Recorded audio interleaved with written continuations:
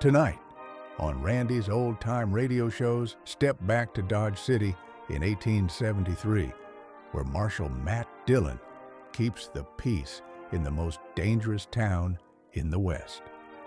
Gunsmoke, first broadcast in 1952, wasn't just another radio western. It was called adult western drama, with gritty realism, flawed heroes, and complex villains. William Conrad voiced Dillon, a man as tough as the prairie winds, while Howard McNear, Parley Bear, and Georgia Ellis rounded out the unforgettable cast. Before it became a TV legend, Gunsmoke spent 9 years ruling the radio range, where the West was never more alive.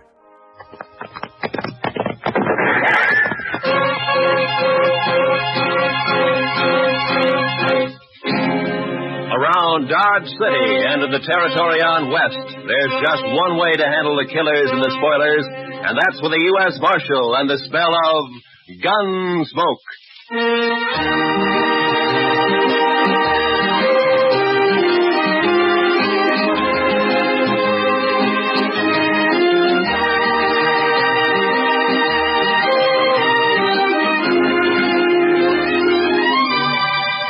Gunsmoke, starring William Conrad.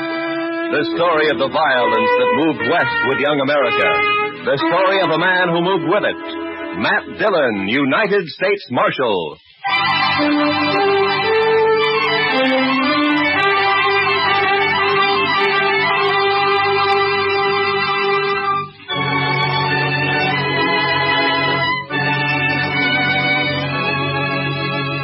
It was over 100 miles back to Dodge, but I figured I could make it easy in a day and a half. I'd been in Hays City as government witness in a murder trial, and I was anxious to get back. So I rode out of Hays one morning a couple of hours before light. The ground was clear as snow, but it was midwinter, and it was sharp cold. When the day came, there was no sun, only dark gray sky drilled by a high, cold, searching wind. The air was as thin as I could ever remember it being. And behind me in the north lay a great slab of blackness. When I saw that, I should have turned back, for the wind stood out of the north, too, and sooner or later it would drive that black slab right down on top of me. It was blizzard weather, the kind of weather that kills the land and everything on it. I don't know why I went on, maybe because of the wind. You know, a high wind will distemper a man, make him drunk-like. Anyway, I didn't turn back. And about noon, the sky began to turn white with snow, and I could smell a touch of moisture in the air. And finally it came, the sleet, shrilling in on the wind like small buckshot as the blizzard howled down the prairie. I couldn't look right or left without being stung blind, but as long as I kept the wind on my back, I knew I was headed south. 2 hours of this, and I could feel my horse slowing down and weakening under me. My own body stiffened with the cold. Men died when they got caught in a thing like this. They died easy. Another hour passed, and my horse was carrying his head close to the ground. I figured he'd stumble soon, so I kicked my feet out of the stirrups and braced myself against the horn. By now, the wind had really gotten into me. And when I saw the blur of a ranch house up ahead, I thought maybe it was a trick. But a few minutes later, we rounded a corner of the place and stood at last in the lee of the storm. I slid down. We got up to the door and pounded on it. And I waited.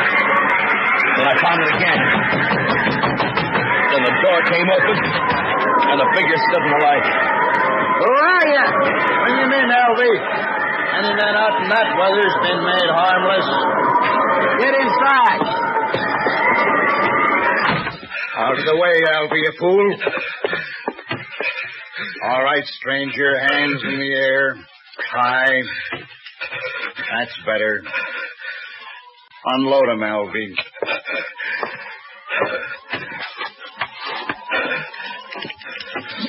Nice gun, Hank. Real nice gun. Shut up. Now, take him down, stranger. You can come up to this stove now, but don't try nothing. I'll cut you in half with buckshot. He was a burly man with flushed cheeks and a wild red beard and a great shock of red hair. Even his hands and fingers bristled with it. He sat on a stool by the stove, a shotgun across his knees. And his eyes never left me. The other one, Alvy, had a body of an underfed boy, but he was completely bald, and his skin was tight and dry. He looked like a naked skull. And his eyes, well, something had touched Alvy. You look half froze, stranger. You must have wanted something real bad to go out in weather like this. I never saw him around here before, Hack. He's a stranger, Alvy. He don't belong around here. Of course, we don't know anybody, but I seen a few, and I never seen him before. Maybe he's seen you, Alvy, somewhere. Not me. He never saw me nowhere. How do you know that? Maybe he was just looking for some cows and got lost in the storm. You're just a kid, Alvy. I always said you don't know much. Belle! Belle, get on out here. She was a pretty girl, but with a dark, half-wild look that I'd never seen before in a woman. Her eyes jumped from man to man and then came to rest on me, fixed and curious. And then after a moment, she looked away and moved into a chair across the room. Supper ready, Belle? It's awful cold out. You recognize him, Belle? You ever see him before? No. You're sure now? Maybe Hayes City. Maybe you saw him up there sometime. I don't know him. You're sure? Yes. If you're lying to me, you know what I'll do to you. I never saw him before. He come in here half froze, right out of the blizzard. Must have been looking for some cows and got lost. Shut up, Alvy. We don't know what he's doing here, Belle. Why shouldn't a man get out of the storm? Even in here. That's enough. All right, stranger, we never saw you before. We don't know who you are. And as soon as I think you're lying, I'm going to blow a big hole in you. What about my horse? I'd like to put him in the barn if you've got one. Alvy? Oh, now, Hack, I ain't going out there. I'd freeze. And the horse will freeze if you don't. It's his horse. We might need it. Go on, Alvy, before I get cross. All right, I'll go. I don't know why that horse is so important.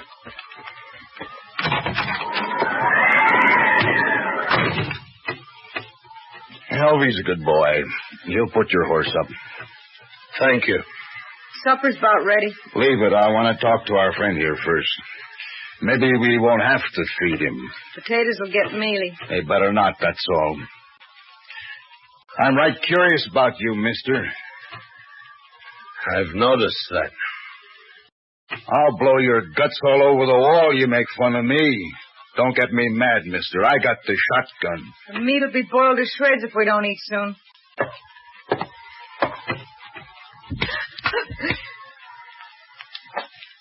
You just won't understand any other way, will you, Belle? What is it you want to know about me? I can tell, mister, I can handle you easy now. What do you mean? All I got to do is wallop the girl and you'll talk. I don't have to do nothing to you. All right, if I take my jacket off? I've warmed up now. I mind. You might have a gun hid out in there. He can raise his hands. I'll unbutton it. Well, now, that's right smart of you, Belle. Oh, I'll hide it. No, leave it be. Belle. Come over here, Belle. Drop the jacket, Belle. Now hold out your other hand. Now open it, Belle. Open your hand. That's real bad what you did, Belle. Real bad. You know what I'm going to do? I'm going to put you outside for a spell out in the weather. After supper, after you've cleaned up supper, you can be thinking about it till then.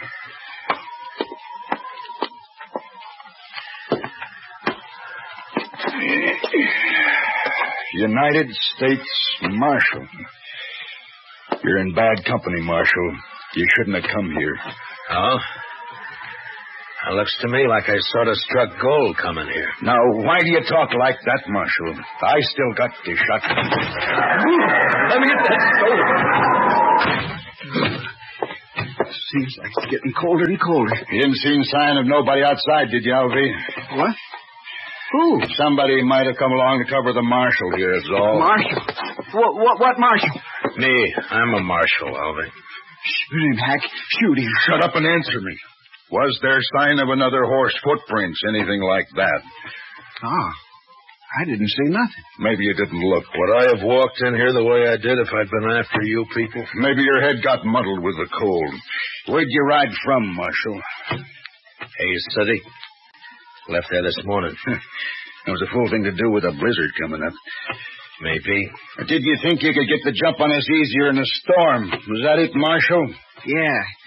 You knew we'd be trying to keep cozy in here. I'm curious, Hack. What are you and Alvy on the run for? Don't you tell him, Hack. I don't trust him at all. Alvy, it'd be mighty dull without you, boy. Don't laugh at me, Hack. Now stop it. I don't like laughing. You know that, Hack. And don't you do it no more. I got ways. Yeah, I ain't seen you and your ways. But don't try 'em on me, Alvy. Maybe I won't. Look, Alvy, now you don't understand. It's all right to tell the marshal about us. He ain't going nowhere. No? No, of course not. We'll kill him, Alvy. We'll kill him and bury him somewhere. Oh, sure. Now, why didn't I think of that? 'Cause I do the thinking for us, Alvy, that's why. Now, what was it you like to know, Marshal? Stop playing games, Hack. Me and Alvy are wanted for murder. Up in Cheyenne, Wyoming. Seems a mite unfair, though. We didn't aim to kill nobody. It just happened that way. We was robbing a bank. Yeah, and a couple of the people there wouldn't do what we told them, so Alvy used his knife on one, but it just made the man holler. You could hear him all over town. And we had to shoot our way out after that. Must have killed 3 or 4 people. I know I killed 2. Worst of it was, Marshal, all we wanted just then was some money. We didn't care about killing anybody. But you know how it is, Marshal, when you're robbing a bank and all. Yeah, sure. No, I don't suppose you do it that. Anyway, we're wanted for murder, and we didn't even get any money. Nary $1. So we rode out here and lighted for a spell. I see. What about Belle? And whose place is this, anyway? My place, now that Pa's gone. You mean you were living here alone? No. They killed your pa, is that it? Yes. How long ago? I don't know. Maybe a month. Yeah, it's been about a month, hasn't it, Alvy? 35 days. There, you see? Alvy always knows just how long everything's been. No, that's fine. Tell me what you do with him. Who? The old man. Oh, we buried him out back. Couldn't afford a funeral. Could we, Alvy? Hack, we told him that. Now let's shoot him. No, I've been thinking it over. People in Hayes City know he started for Dodge, and when he don't show up, they might come looking for him. But you said we'd bury him, Hack. That's what you said. Yeah, that's right, but we can't bury his horse, too. Not in this ground. It's froze solid. And if we turn the horse loose and they find it and can't find the marshal's body, then they'll suspect something. You're pretty smart, Hack. Too bad you don't know enough to stop killing people. Too bad for you, anyway. Well, what are we going to do, Hack? I'm getting hungry. That supper won't be fit to eat. Shut up. One more word out of you, Bella, and I'll whoop you good. Come on, Hack. I'm really hungry. No, listen to me, Alvy. Now, my idea is to knock the marshal on the head and throw him outside to freeze. Now, he'll keep real good that way. And when the storm breaks, we can carry him off 20 miles or so and dump him on the ground. Look like he got throwed and hit his head and froze. Oh, that's fine, Hack. That's just fine. Then we'll break his horse's leg, make it easier for them to find him. You just don't care about anything, do you, Hack? Just me. Sometimes, Alvy. Sure. But me and Hack are friends, ain't we, Hack? Of course, if it don't go on snowing, we'll have to think of something else. Can't leave tracks for them to follow back there. Oh, Hack, ain't we going to kill him now? Well, sure we are, Alvy. I didn't mean that. Let me hit him, huh? You keep the gun on him, and I'll get up behind and hit him. There was a branding iron around here somewhere. I'll hit him with that. Hack, you snuck pretty far, but I'm sort of wondering just how far. What do you mean? I'm wondering if you're low enough to kill a man before he's been fed. Here it is, Hack. Here, see? I found it. Leave it be, Alvy. We're going to eat first.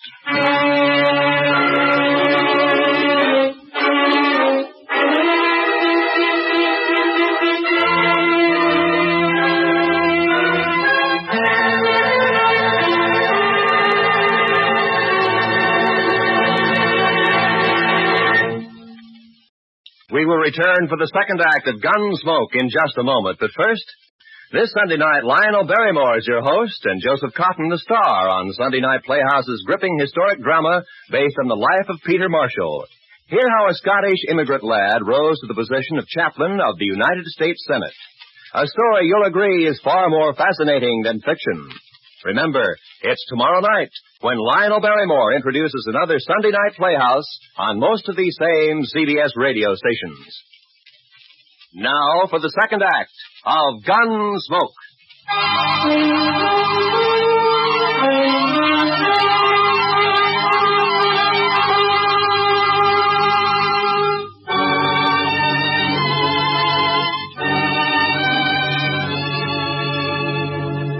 It was only 5 in the afternoon, but the blizzard had darkened the land, and its blackness showed in at the windows.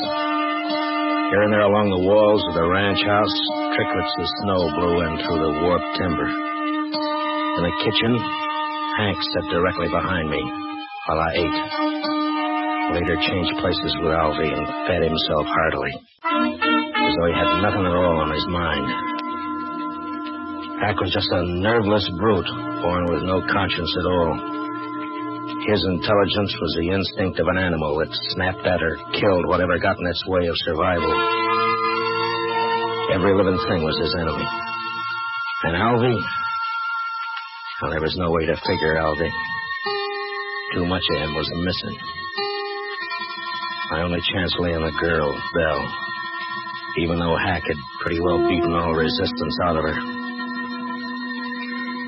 Supper was over soon enough, but Hack seemed in no particular hurry to get on with his plans.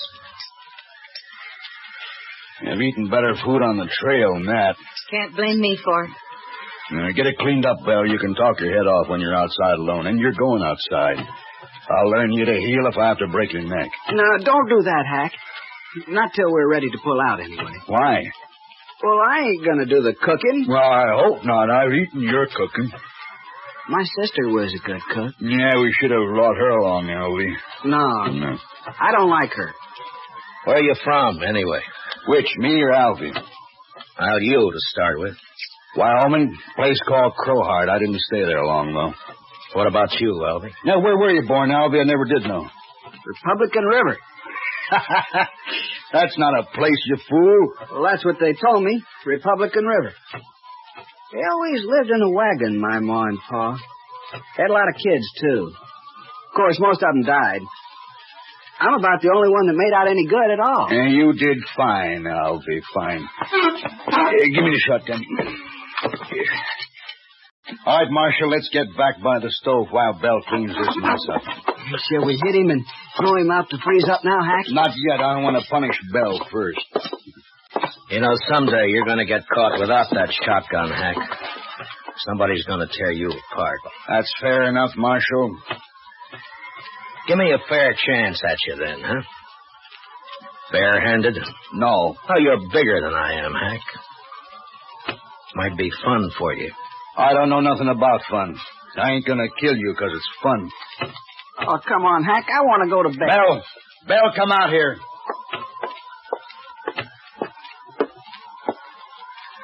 Get outside like I told you. And don't open that door so wide you'll blow the lamp out.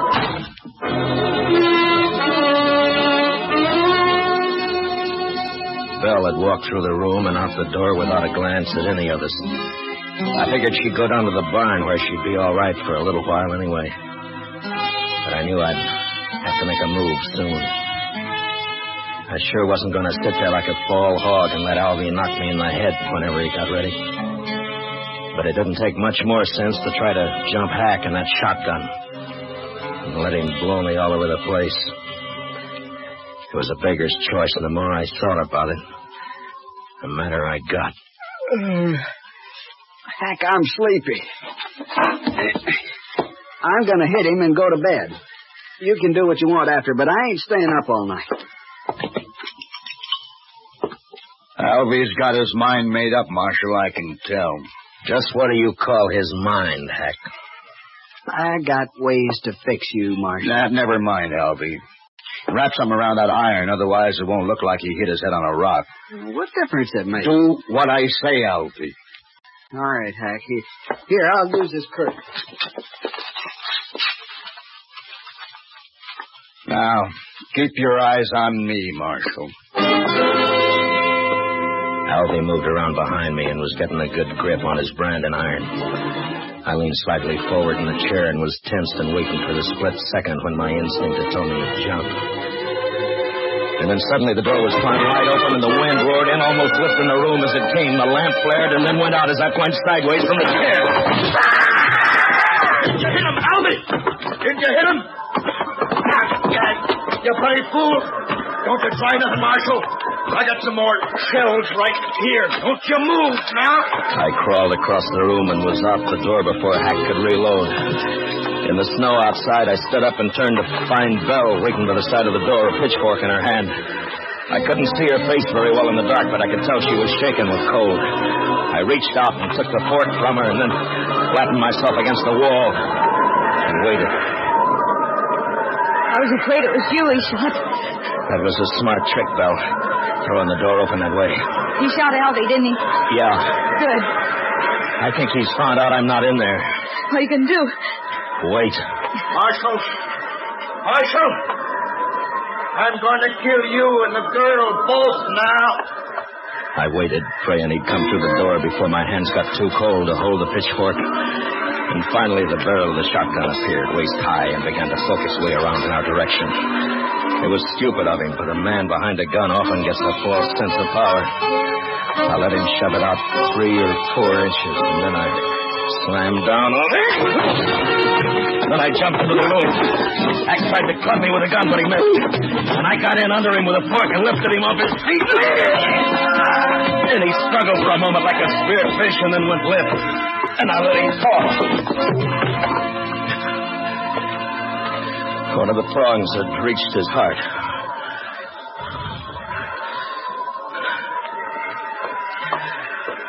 Did you get him, Marshal? Is he dead? Yeah. Light the lamp.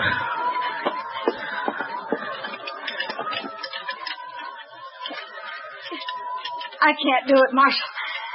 My fingers are too stiff. Here, I'll do it.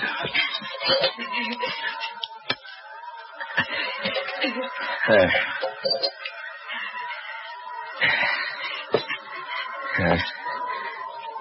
Quite a mess in here. Why don't you wait in the kitchen, Belle? I'm all right, Marshal. But I can't help you much till I get warmed up some. Now then, you stay by the stove, huh? I'll lug these people outside. Thank you, Marshal.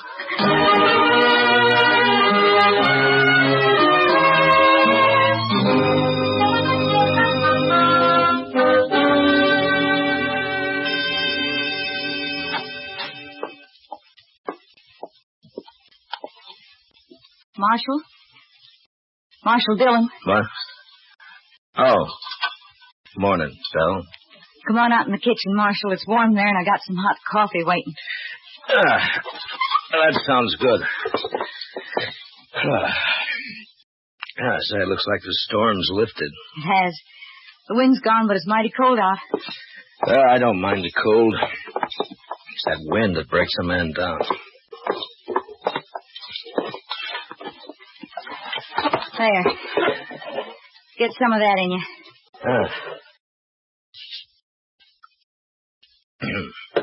Well, you make mighty good coffee, Belle. Tell me something, Marshal. Tell me the truth now. Oh, sure, Belle. What is it? Are you married? I'd make a poor husband, Belle, for any woman. Why? Well, In my profession, it's too chancy.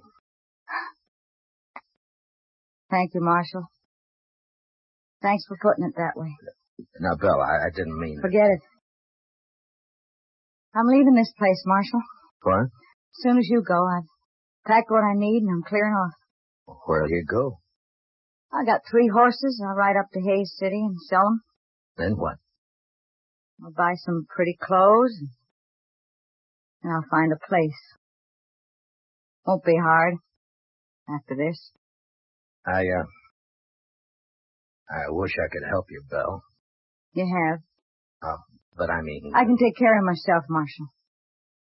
I just want to get away from here, that's all. Sure.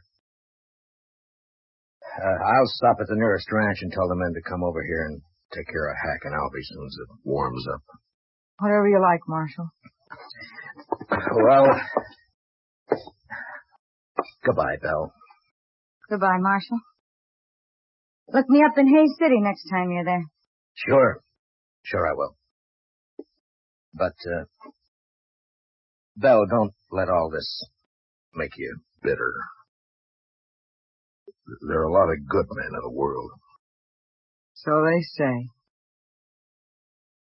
So long, Marshal.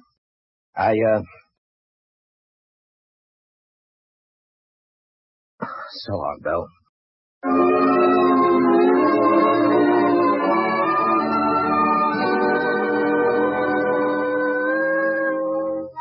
A few minutes later, I'd saddled up and was on the trail to Dodge. The sky was low and a slate gray all over, but there was no wind. The blizzard had gone, leaving the land still and white and bitter cold. There wasn't a sign of life anywhere. It was like riding through a vast tomb. I found myself feeling like a trespasser, as though something had gone wrong, and I wasn't supposed to be there at all.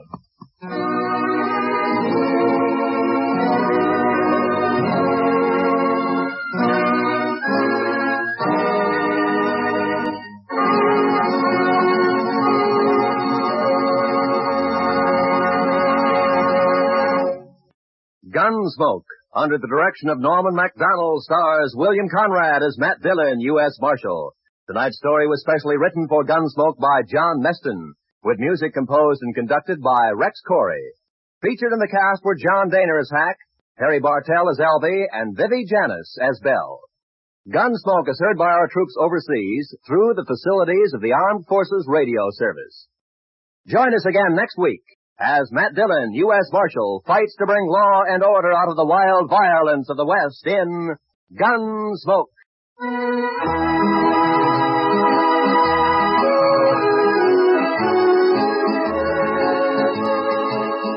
Starts this Monday, a new run for Road of Life, returning to CBS Radio to join the rest of your daytime listening favorites at the Star's address. Road of Life, telling the day-to-day story of surgeon scientist Dr. Jim Brent, will keep your interest at a high point every Monday through Friday on most of these same stations. Remember, starting this coming Monday, Road of Life in its 16th year will be heard again on CBS Radio. Roy Rowan speaking. America now listens to 105 million radio sets and listens most to the CBS Radio Network.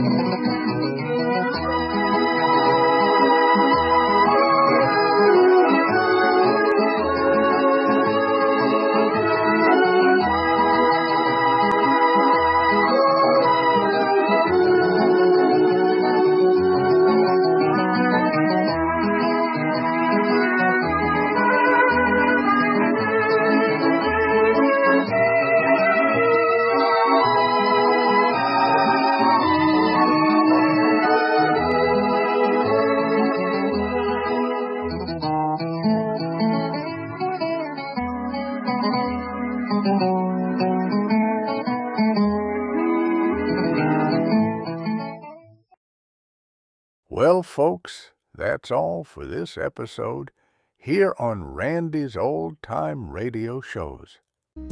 Now, bringing these golden oldies back to life takes no small amount of time and effort from our good friend Randy, cleaning up the audio, converting the files, and making sure each show has the best audio possible.